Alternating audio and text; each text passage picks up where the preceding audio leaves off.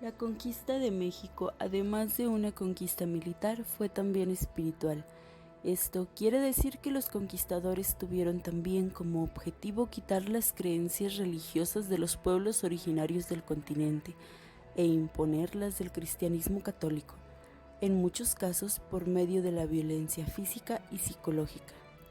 La conversión de los indígenas a la religión católica y la eliminación de las antiguas creencias de los pueblos mesoamericanos era un propósito al que los españoles daban tanta importancia como a la dominación militar. Por eso se dice que junto con las acciones guerreras hubo en Nueva España una conquista espiritual. Inmediatamente después de la derrota azteca, llegaron a Nueva España los primeros grupos de sacerdotes católicos.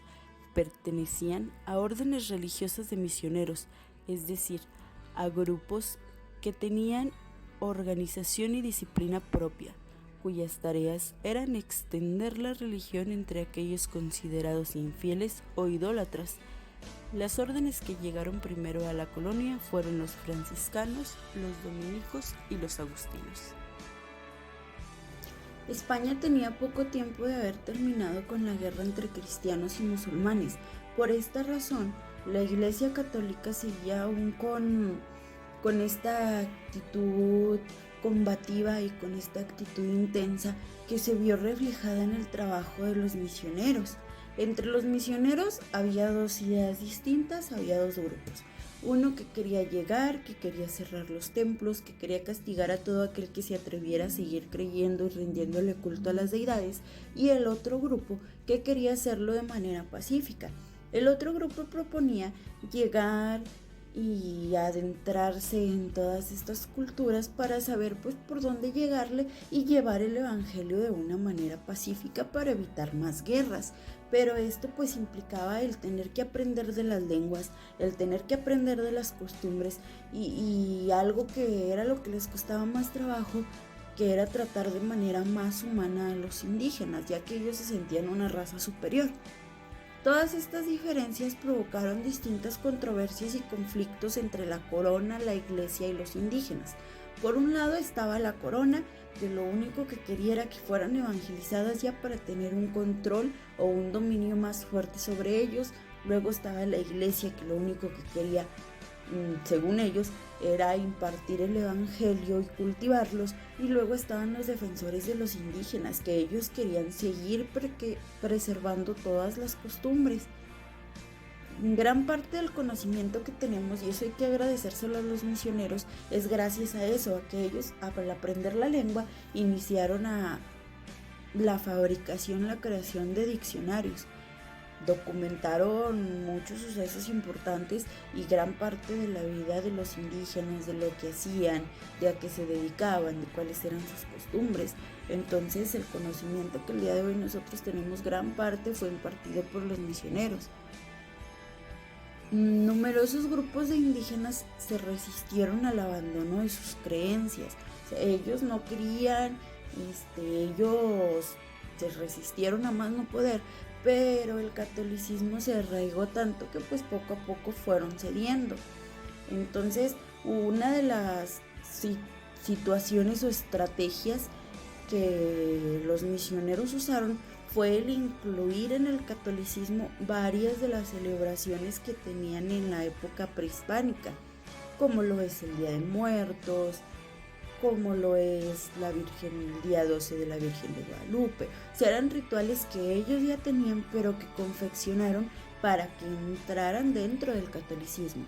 Por eso es que esta religión ganó gran popularidad y hasta el día de hoy, pues es una de las más fuertes entre los mexicanos.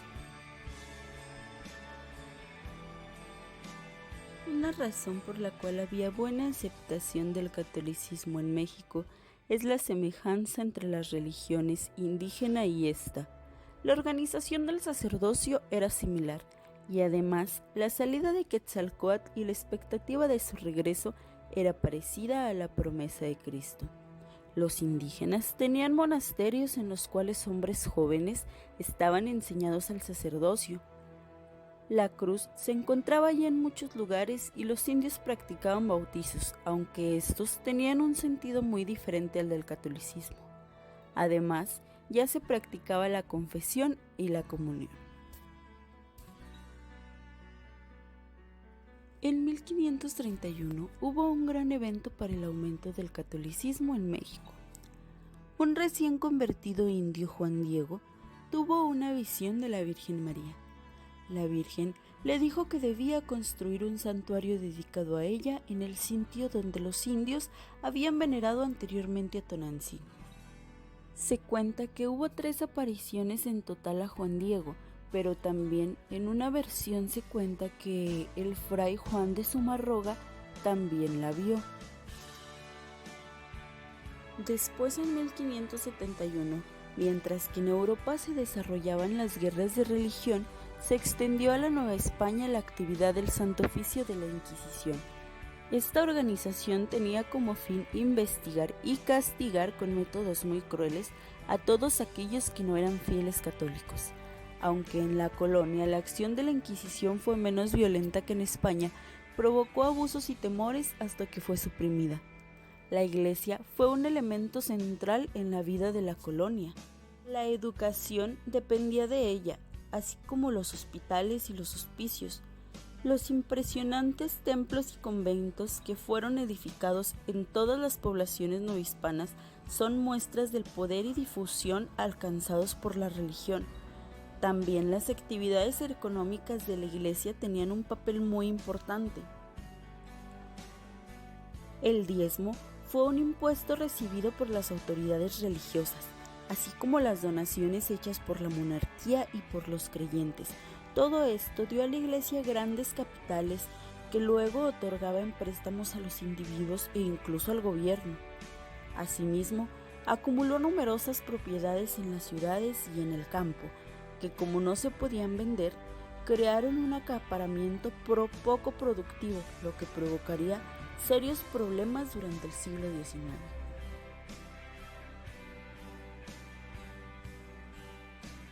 Ya después de toda esta lucha por la conquista, cuando al fin se logra la conquista espiritual, pues la corona empieza a darse cuenta que para ellos es una manera de mantener a los indígenas calmados, agachados y amarrados.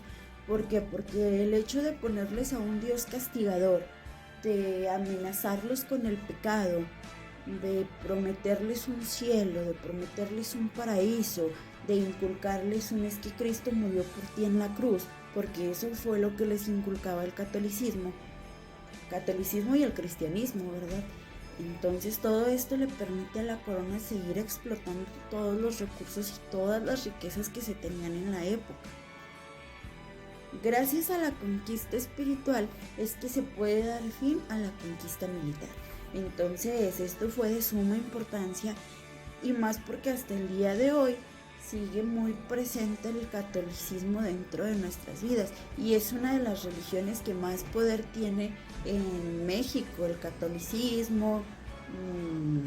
Luego hay por ahí una historia que se cuenta anteriormente de cuando la Virgen se aparece, que en realidad pues era Tonantzin, y todo este rollo pues nos hace que nos sintamos como que una manera más patriótica de adoptar la religión.